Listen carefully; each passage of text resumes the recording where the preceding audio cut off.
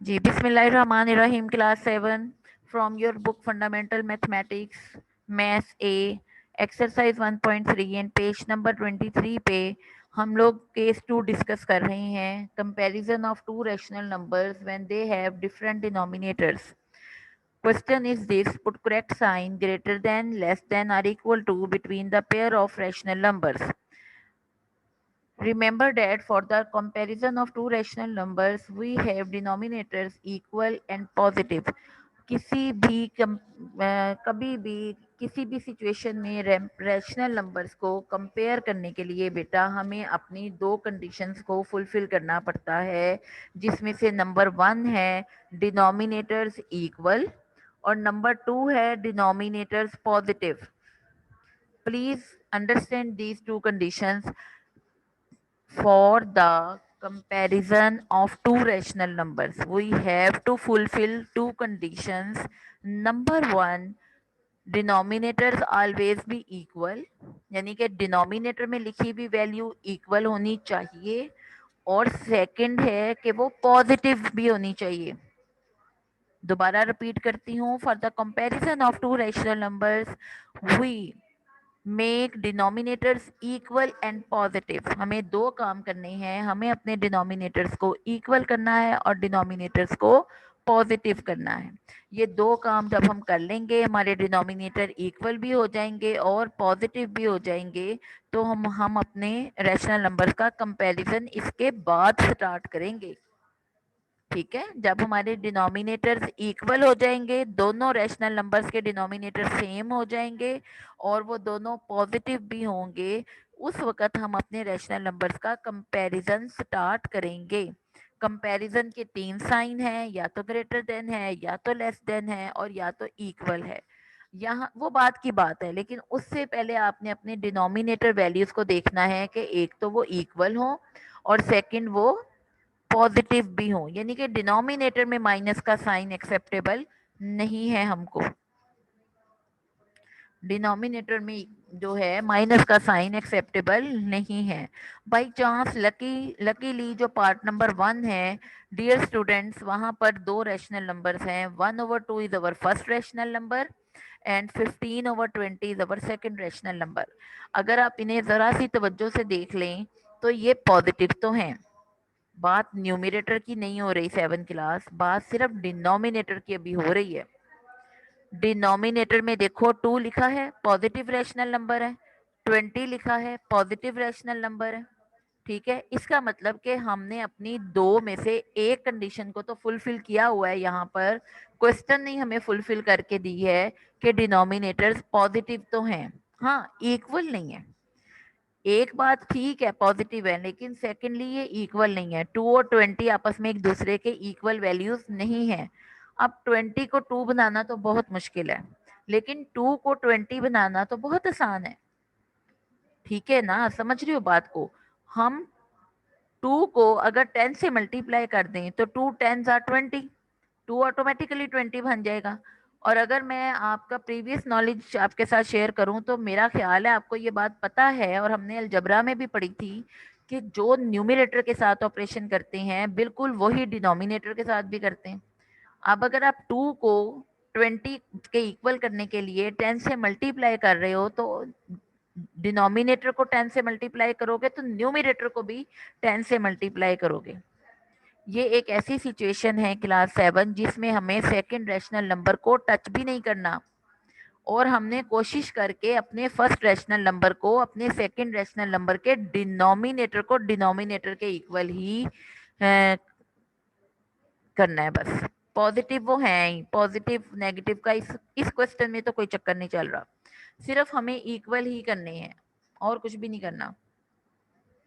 बहुत आसान है, समझ आ गई है कि हम अगर 2 को 10 से मल्टीप्लाई कर देंगे तो जो फर्स्ट रैशनल नंबर का डिनोमिनेटर 2 है वो चेंज हो जाएगा 20 में. जैसे ही वो 20 में चेंज होगा, दोनों के डिनोमिनेटर इक्वल भी हो जाएंगे और पॉजिटिव भी हो जाएंगे. जब हमारे डिनोमिनेटर इक्वल भी हो जाएं और पॉजिटिव भी हो जाएं तो हम न्यूमिनेटर वैल्यूज का कंपैरिजन स्टार्ट करते हैं. जब हमारे, अब जरा तवज्जो से सुनो मेरी बात, जब हमारे डिनोमिनेटर्स ये दो कंडीशंस फुलफिल करते हैं कि डिनोमिनेटर्स इक्वल भी हो जाए और पॉजिटिव भी हो जाए, उसके बाद कंपैरिजन स्टार्ट होता है, और कंपैरिजन स्टार्ट होता है न्यूमरेटर वैल्यूज से, क्योंकि डिनोमिनेटर को तो इक्वल करके आए हैं। अब कंपेयर किसको करेंगे? न्यूमरेटर को करेंगे ना, कि which one is greater which one is smaller, or numerator values भी इक्वल हैं डिनोमिनेटर की तरह या नहीं। ये बात की बात है। सबसे पहले डिनोमिनेटर्स को इक्वल करो, और अगर वो नेगेटिव हैं तो उनको पॉजिटिव बनाओ। क्वेश्चन नंबर 1 में, अब मैं आपको क्वेश्चन नंबर 1 सॉल्व करवाती हूँ। ये है क्वेश्चन नंबर 1। इसमें देखो, फर्स्ट रैशनल नंबर है 1/2, सेकंड रैशनल नंबर है 15/20। क्लियर होना चाहिए हम सबको कि हमें 15/20 के साथ कोई भी मल्टीपल ऑपरेशन नहीं करना। क्यों नहीं करना बेटे? 20 को 2 बनाना तो बहुत मुश्किल काम है, डिवाइड का ऑपरेशन करना पड़ेगा, और फिर 15 उससे पूरा डिवाइड नहीं होगा, वो बहुत केसेस खराब हो जाएंगे। हाँ, ये हमारे लिए आसान है कि हम 2 को 20 के इक्वल कर दें। मेथड भी यही है, मेथड भी यही है। मेथड ये है कि आप जिस वैल्यू को इजीली दूसरे के इक्वल कर सकें, तो हम 2 को इजीली 20 के इक्वल कर सकते हैं।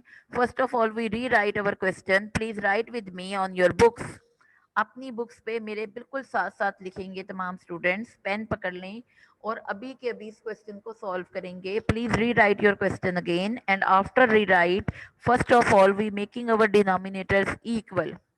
बाय मेकिंग डिनोमिनेटर्स इक्वल, हमें अपने डिनोमिनेटर्स इक्वल करने हैं। याद रखें, अगर आपका एक डिनोमिनेटर 20 है तो वो प्लस का 20 हुआ ना, और आपका सेकंड डिनोमिनेटर -20 है, तो बेटे -20 और +20 कभी भी इक्वल नहीं होते। -20 नंबर लाइन पे अगर आप देखो तो -20 और +20 के दरमियान में 40 वैल्यूज आती हैं। इसलिए ही इन दो कंडीशंस का फुलफिल करना जरूरी है कि डिनोमिनेटर्स इक्वल भी हों और पॉजिटिव भी हों, नेगेटिव ना हो। अच्छा, 15/20 को टच नहीं कर रहे हैं, सिर्फ 1/2 को देख रहे हैं। 1/2 में अगर मैंने और आपने भी ये सोच लिया अब कि भाई हम इसको 10 से मल्टीप्लाई करेंगे तो इजीली हम 20 तक पहुंच जाएंगे। और आप सबको पता है ना हम 20 तक क्यों जा रहे हैं, क्योंकि सेकंड रैशनल नंबर के डिनोमिनेटर में 20 लिखा हुआ है। हमें अपना फर्स्ट रैशनल नंबर का डिनोमिनेटर भी 20 के इक्वल बनाना है। चलिए ठीक है, अब हम जिससे न्यूमरेटर को मल्टीप्लाई करेंगे उसी से डिनोमिनेटर को, या जिससे डिनोमिनेटर को करेंगे उसी से न्यूमरेटर को। अगर आपने सोचा कि 10 से मल्टीप्लाई करना है तो 1/2, यहाँ पर फ्रैक्शन साइन थोड़ा लंबा हो जाएगा, थोड़ा बड़ा बनाएंगे, दोनों न्यूमरेटर और डिनोमिनेटर को 10 से मल्टीप्लाई करेंगे, and we get 10 1s are 10, 10 2s are 20, 10 1s are 10, 10 2s are 20। यहाँ पर हमारे पास एक और रैशनल नंबर आ जाता है जो कि है 10/20। अब ये 10/20 और 15/20, ये दो रैशनल नंबर हैं। 10/20 हमारा न्यू रैशनल नंबर है जो कि हमने खुद मल्टीप्लाई करके बनाया है, और 15/20 हमें क्वेश्चन में गिवन था। अब बेटे इन दोनों का ना हमने अब कंपैरिजन स्टार्ट करना है। कंपैरिजन हमेशा हमने 3 स्टेप में करना है। सबसे पहले न्यूमरेटर को कंपेयर करो, लिखो by comparing, by comparing, by comparing. Comparing में हमने यानी कि कंपैरिजन करते हुए हमने सबसे पहले अपने न्यूमरेटर्स को कंपेयर करना है। तो फर्स्ट जो 1/2 था, 1/2 अब खत्म हो गया। 1/2 की न्यू फॉर्म जो हमने बनाई है वो है 10/20। समझ रहे हो बात को? 1/2 पहले था, अब वो नहीं है। आपने डिनोमिनेटर्स इक्वल करते हुए जो इसको न्यू फॉर्म दी है वो है 10/20। अब आपने अपने माइंड में रखना है कि फर्स्ट रैशनल नंबर है 10/20 और सेकंड रैशनल नंबर है 15/20। दोनों के न्यूमरेटर लिखो। पहले 10 लिखो क्योंकि वो फर्स्ट रैशनल नंबर से है, फिर 15 लिखो क्योंकि वो सेकंड रैशनल नंबर से है। और 10 इज लेस देन 15, तो 15 की तरफ ओपन माउथ और 10 की तरफ क्लोज माउथ आएगा। ये हमारी फर्स्ट कंपैरिजन हो गया। यहाँ पर 3 स्टेप की कंपैरिजन है। यहाँ पर फर्स्ट स्टेप का हो गया कंपैरिजन। अब सेकंड में क्या करना है? सेकंड में बेटे हमने कंपैरिजन करना है with same denominators. Comparison with same denominators. First में क्या करना है, compare the numerator values only. Second में कंपेयर द सेम डिनोमिनेटर्स। 10/20, पता है ना कहाँ से आया था 10/20? 10/20 इज लेस देन 15/20। ये हमारा सेकंड कंपैरिजन है। और जो थर्ड कंपैरिजन है ना, वो हमने रियल क्वेश्चन वैल्यूज को हमने अब लिखना है। 10/20 किसकी, इसकी रियल फॉर्म क्या है? यहाँ पर देखो, यहाँ से चेक करो, ये वाले स्टेप से देखो।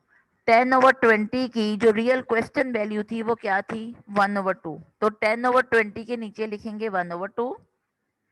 जो साइन हमने न्यूमरेटर में चूज किया था वो साइन दोबारा चेंज नहीं होना, बेफिक्र होकर वो साइन लगाएं। सिर्फ सोचना हमने, जब हम न्यूमरेटर कंपेयर करते हैं ना, उसी वक्त साइन सोच लेते हैं कि हमने लेस देन का लगाना है कि ग्रेटर देन का। उसके बाद हमने बस वही कंपैरिजन साइन को यूज करना है। 1/2 पता है ना कहाँ से आया था? 10/20 की रियल क्वेश्चन वैल्यू है। 10/20 की रियल क्वेश्चन वैल्यू है 1/2। और 15/20 तो एज इट इज आ ही रहा है, वो हमारा सेकंड रेशनल नंबर था और कंपैरिजन साइन हम चूज कर चुके हैं। अब देखो ऑटोमेटिकली हमने अपने क्वेश्चन की वैल्यूज में कंपैरिजन साइन लगा दिया, क्वेश्चन सॉल्व हो गया। इसी तरह हमने अपने तमाम क्वेश्चंस को सॉल्व करना है। अगर हमारे नेगेटिव डिनोमिनेटर आएंगे तो हम उनको पहले पॉजिटिव करेंगे और इक्वल करेंगे, उसके बाद कंपैरिजन स्टार्ट होगा। तो यहाँ तक आपको क्वेश्चंस की अच्छी तरह समझ आ गई होगी। Best of luck.